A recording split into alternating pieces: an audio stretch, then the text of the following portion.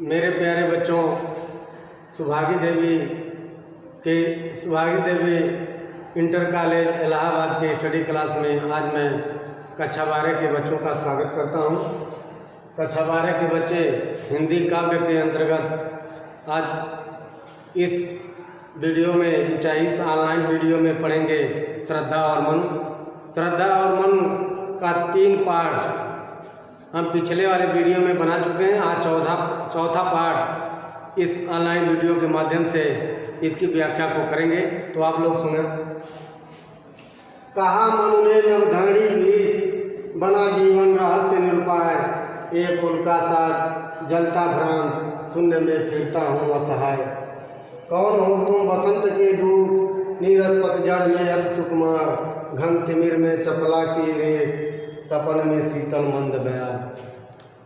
करें श्रद्धा मनु जी, श्रद्धा और मन में मनु जी जब श्रद्धा को देखते हैं तो उनके मन मस्तिष्क में श्रद्धा के प्रति बहुत सी कल्पनाएं उजागर होती हैं। उस कल्पनाओं को जो उजागर हो रही थी आप लोग पिछले वाले वीडियो में पढ़ चुके हैं। अब यहाँ पे मनु श्रद्धा से कुछ कहना चाह रहे हैं, वही बात हो रही है।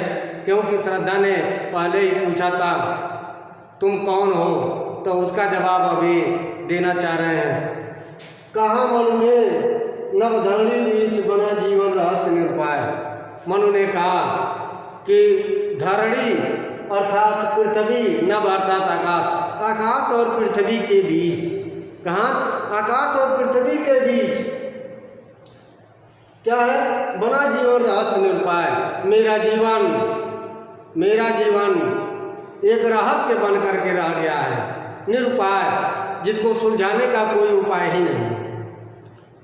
मनु ने श्रद्धा से कहा मेरा जीवन इस आकाश और पृथ्वी के बीच में ऐसा रहस्य बनकर रह गया है जिसको सुलझाना हमारे बस की बात नहीं है, जिसको कोई सुलझा ही नहीं सकता। अर्थात मैं असहाय इधर उधर घूम फिर रहा हूँ। आगे आके देखिए। एक उल्का सा जलता भ्रांत शून्य में फिरता हूँ असहाय। मेरी स्थिति वो उसी समान है जैसे आकाश में किसी तारे से एक उल्का पिंड अलग होता है और असहाय होकर इधर उधर आकाश मार्ग या अंतरिक्ष मार्ग में इधर उधर भ्रमण करता है। उसी प्रकार मेरा भी जीवन एक उल्का पिंड के समान, जलता हुआ उल्का पिंड के समान है। जो उल्का पिंड इस शून्य अर्थात इस आकाश में भ्रमण करता है, वैसे ही मैं बिना सहारा के बिना असहाय हूँ और इसी उल्का पिंड के समान मेरा जीवन भी पृथ्वी और आकाश के बीच भ्रमण कर रहा है, जिसको सुलझाना असंभव। आगे देखिए। कौन हो तुम बसंत के दूत, बीरज पतझड़ में अति सुकुमार, घन तिमिर में चपला की रेत, तपन में शीतल मंद बयान। फिर उसके बाद मनु जो है श्रद्धा से प्रश्न पूछते हैं। क्या कहते हैं? कौन हो तुम बसंत के दूत, तुम कौन हो? तुम्हारी वाणी तो एक कोयल की बात, एक भ्रमरी की बात, तुम बोलती हो तो एक गुंजन करती हुई आवाज़, सुरीली आवाज़ निकलती है। तो वैसे तुम कौन हो बसंत के दूत? तुम बसंत के दूत बनकर आई हो। अर्थात जब बसंत ऋतु आने वाली होती है, बसंत ऋतु का आगमन होता है, तब कोयल गली कूंजों और बागीचों में बोलती रहती है। उसी तरह मनु कह रहे हैं तुम कौन हो जो बसंत का दूत बनकर हमारे जीवन में आई हो। बीरज पतझड़ में अति सुकुमार। इस वीरान जीवन रूपी पतझड़ में तुम सुकुमार, तुम सुकोमल अंगों वाली बसंत के दूत बनकर हमारे जीवन में आई हो। बताओ तुम कौन हो?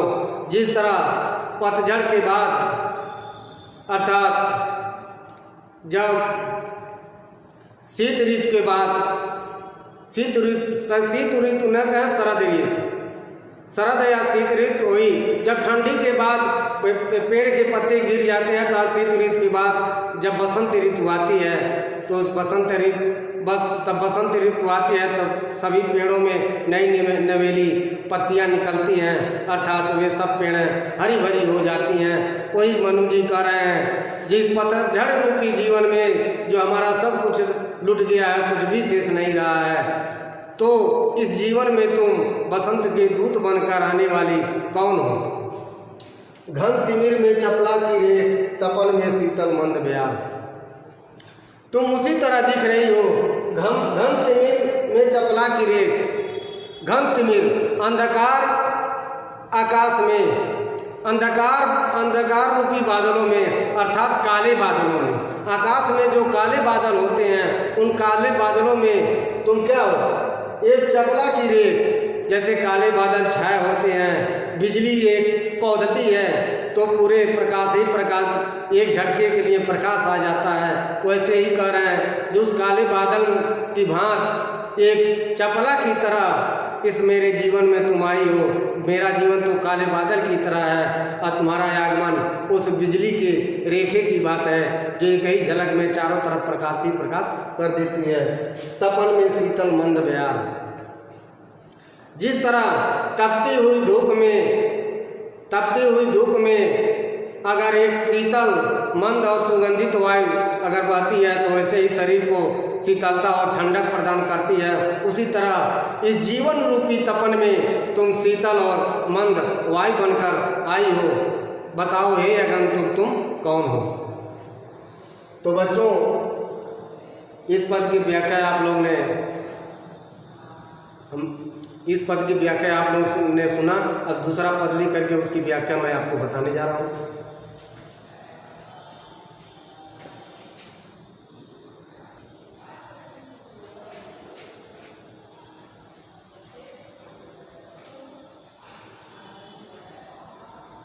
लगा कहने आगंतुक व्यक्ति, मिटाता उत्कंठा सविशेष, दे रहा हो कोकिल सानंद, सुमन को ज्यों मधुमय संदेश, भरा था मन में न उत्साह, सीख लूँ ललित कला का ज्ञान, इधर रह गंधर्वों के देश, पिता की हूँ प्यारी संतान,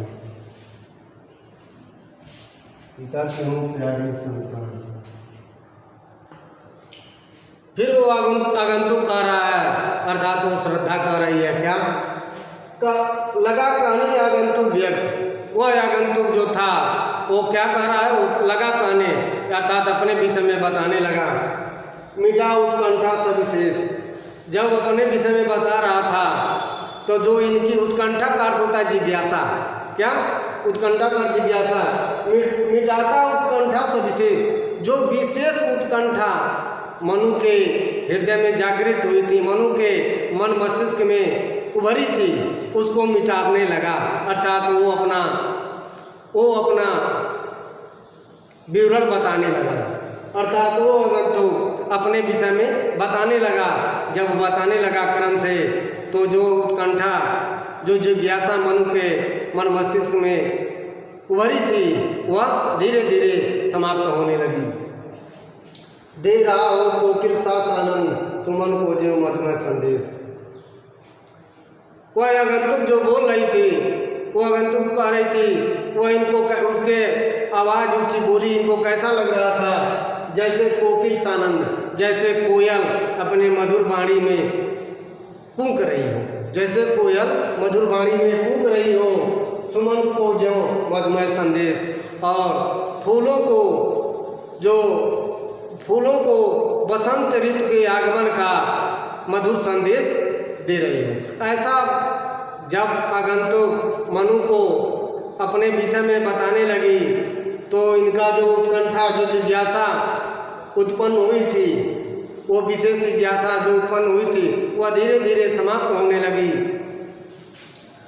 और उसकी मधुर आवाज़ कोयल की बात, अर्थात कोयल की भांति वह सानंद करती हुई, अर्थात कूकती हुई ऐसे बोल रही थी जैसे बसंत ऋतु के आगमन पर कोयल जब कूकती है तो फूलों को बताने की कोशिश करती है बसंत ऋतु का आगमन हो गया है, अब तुम लोग खिल जाओ। अर्थात उसी तरह जब वो आगंतुक बोल रही थी तो उनका हृदय रोमांचित हो रहा था और हृदय प्रफुल्लित हो रहा था। यहाँ इसी यानी यहाँ पर मनु द्वारा ये समझा जा रहा था, यानी उनके मन में उनकी उत्कंठाएं, उनकी जिज्ञासाएं अब धीरे धीरे समाप्त हो रही थी और मन जो है रोमांचित हो रहा था। लगा कहने आगंतुक व्यक्ति मिटाता उत्कंठा सविशेष, दे रहा हो कोकिल सानंद सुमन को जो मधुमय संदेश। वो ऐसा लग रहा था जैसे एक कोयल की आवाज़ ऐसे लगती है जैसे अब फूलों को बताने की कोशिश करती है बसंत ऋतु आ गया है, अब तुम लोग पूर्ण रूप से खिलो और महको। वैसे ही मनु के जीवन में वह फूलों के बाद खिलाने के लिए, उनके जीवन को पूर्ण बनाने के लिए जैसा लग रहा था वह कोयल की बात फूंक रही है और उनके जीवन को पूर्ण बनाने का प्रयास कर रही है। आगे देखें। भरा था मन में न उत्साह, सीख लूँ ललित कला का ज्ञान, इधर गंधर्वों के देश, पिता की हो प्यारी संतान। फिर और आगे बढ़ती है और बताती क्या है। भरा था मन में न उत्साह, मेरे मन में एक नई उत्साह जागृत हुई, एक नया उत्साह भरा हुआ था। क्या? सीख लूँ ललित कला का ज्ञान, मैं ललित कला का ज्ञान सीख लूँ। ललित कला में आप लोग जानते होंगे, ललित कला उसे कहते हैं जिसमें गायन, वादन और नृत्य तीनों होता है।